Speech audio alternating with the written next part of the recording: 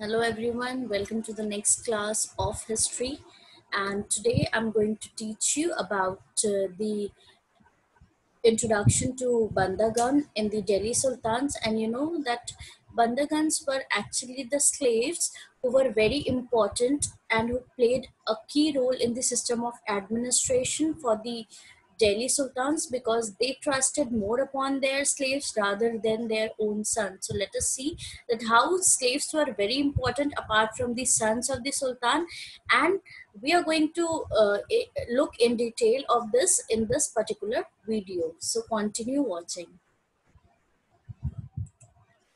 Okay, so this is our very first slide in which we are going to look for the role of slaves in administration. So we are going to look that how slaves were very important in the system of administration of the Delhi Sultans.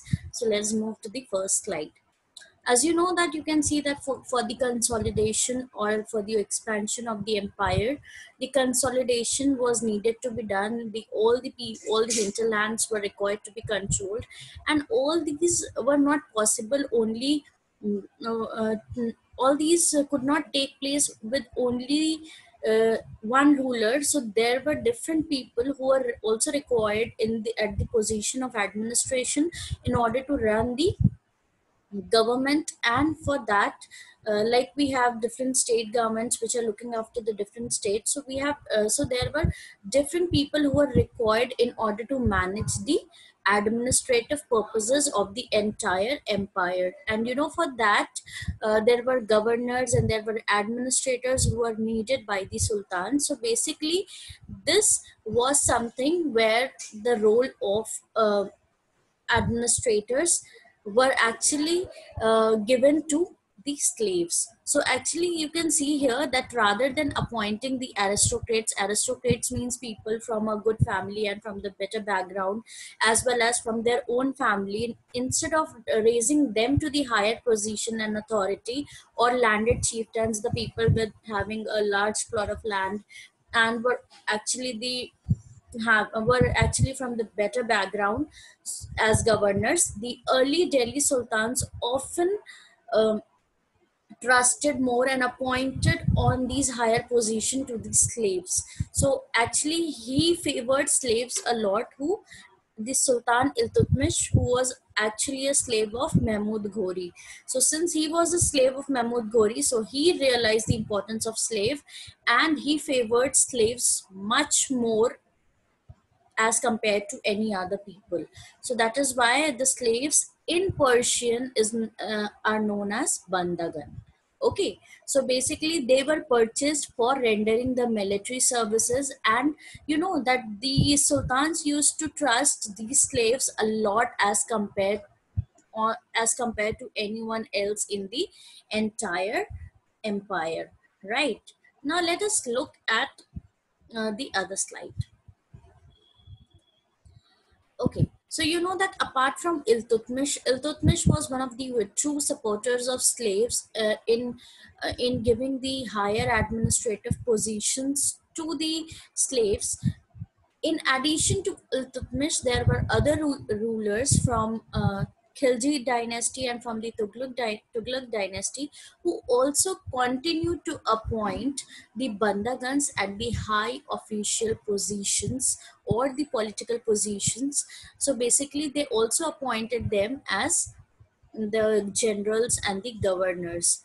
You know, but you know that there were so many people who were actually criticizing this policy of the sultans because they did not like, because somebody who is having a better education and who is from a better background, like you can, like you know that there were authors of Tawari who were not liking the system followed by the Delhi sultans, because they were actually the people who could ably take the position of handling the um, entire administrative system of these sultans, but then they have more trust over these slaves rather than their mm,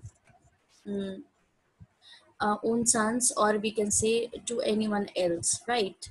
So you can see that you know that actually it also, that is what I said, that it also introduced an element of political instability.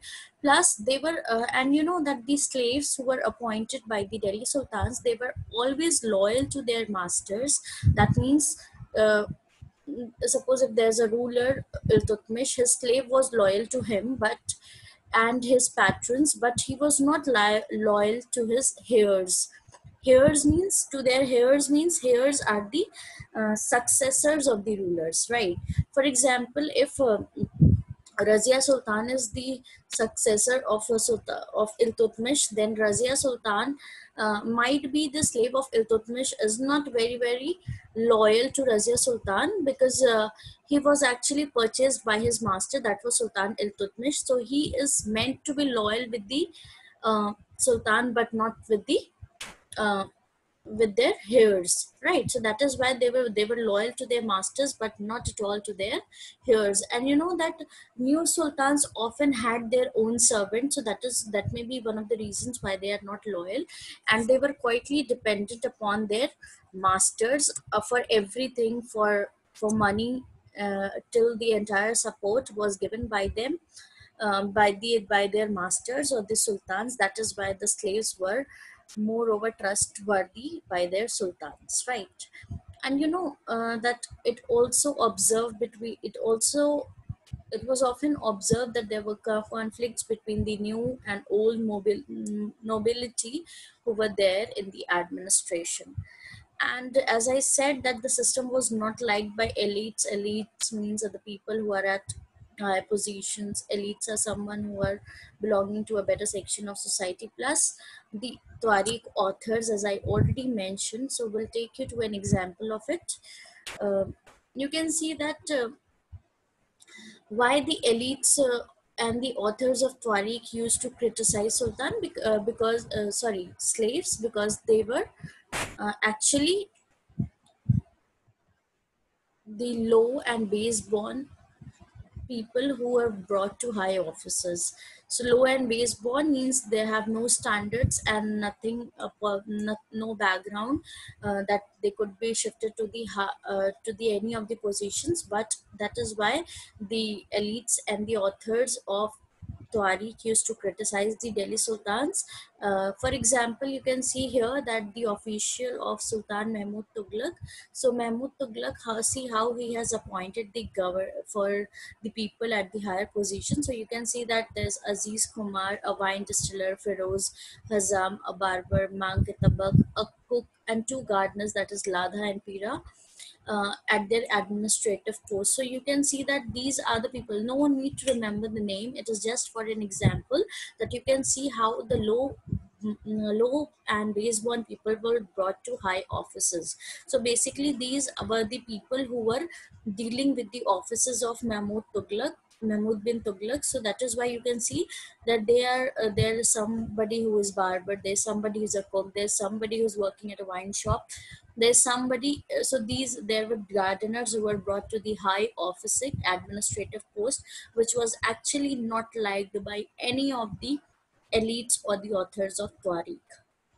So that is why they criticize the administrative systems of Delhi Sultanate. And you know that, yeah, there was a chronicler, as we read about, Ziauddin Barani. So he mentioned here that Ziauddin Barani, a mid 14th century chronicler, reported that appointments, like whatever the appointments were made by the people, by the sultans, or to the low and base born people, was actually somewhere the sultan's loss of political judgment and his incapacity to rule. That means he said somewhere that the sultans were unable to rule or work from their fit state of mind, that is why they are appointing so low base born people to the high official position. So but they had a different concept towards slaves. So that is why slaves were given more importance to them, to in the administration and in the Delhi Sultanate, as compared to the sultan's own son, right? So I hope that you must have understood the entire topic. And thank you.